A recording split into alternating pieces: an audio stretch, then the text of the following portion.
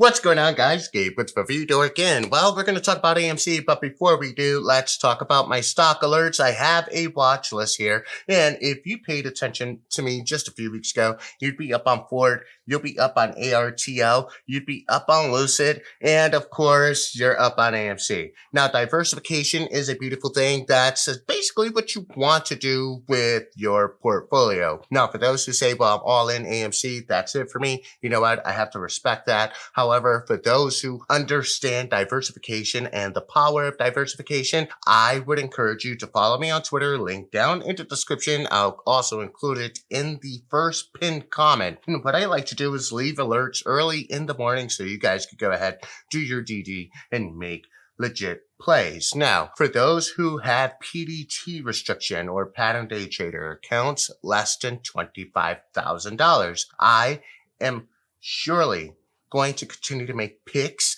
that allow you to enter in swings or short to mid-term plays. Penny stocks are a little dangerous because they can move much faster than you are allowed to move. You cannot enter and exit a trade on the same day, and if a stock moves to the downside, you're in trouble. Also, I tweeted a little tidbit for those who enter positions. If you in your mind are saying, I'm going to buy 100 shares of Ford, you divide that into 4. And why do you do that? Well, you do that simply because you buy your first 25 shares. If the stock moves to the downside, you go ahead and need to buy another 25 shares. If it moves to the downside again, so on and so forth, until you have full allocation. But what you're doing is you're buying the dip as you are building out your position, not buying the dip after you built out your position and then you're saying, oh, fuck, I don't have enough money. Go ahead and buy the dip. When you use that technique,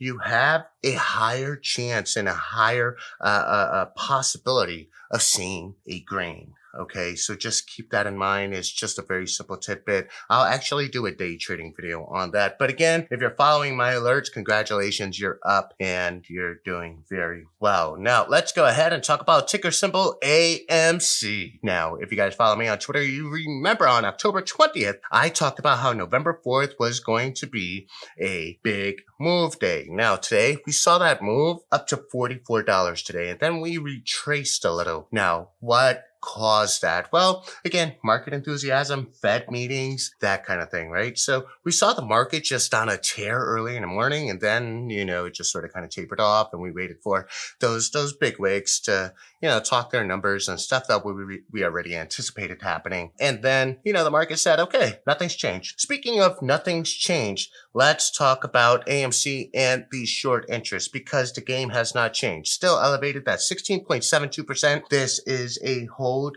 This is a squeeze play. You're here for your attendees. You're here for coke and hookers. But we go back to the chart on the daily. Let's go ahead and break this down for you and what I expect. All right, let's zoom in on the daily here. Actually, let's bring this out to the 4-hour here so we got more data points. And so we're looking for a strong move to the upside. And when I mean strong move, it's a strong move and a hold. We do that. We have a continuation on this trend. This is a bullish indicator. Now we go to the daily. I want to pay attention to a couple of things here. One, AMC is not overextended. Currently sitting at 54. It's 4 points above neutral, which is 50. Usually when a stock makes a strong move to the upside, it gets overextended. You see RSI at 70, which is indication of a pullback.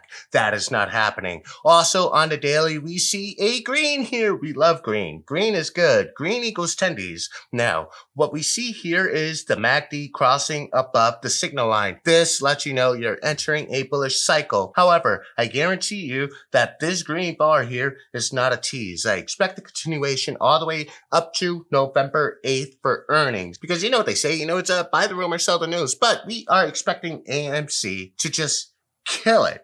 Why? Well, they have had the best October in 20 months. This is a recovery play. This is a squeeze play. It has enthusiasm behind it with the apes and we're proving our thesis correct. And the shorts, they're going to get squeezed pretty soon. All right, currently Max Payne is at $36. Put call ratio, guys, is 0.38. That's what you want to see. You want to see 0.5 or less, and we're at 0.38, which means we are bullish. Everyone is jacked to the tits. Woo! Okay, I feel like Ric Flair. Woo! Okay, so let's go ahead and just look at Eternals here, and guess what? Rotten Tomatoes, 53%. Holy hell. Did the shorts short Rotten Tomatoes as well? This does not look right, considering that the movie has not had a wide release. Applejacks is going to go ahead and check out this movie this weekend. Applejacks, what do you think? I'm super pumped about it. That guy's going to go ahead and give it 100%. 5 stars! That's it for me, guys. Enjoy your day. Happy Hump Wednesday. Continue printing. Follow me on Twitter.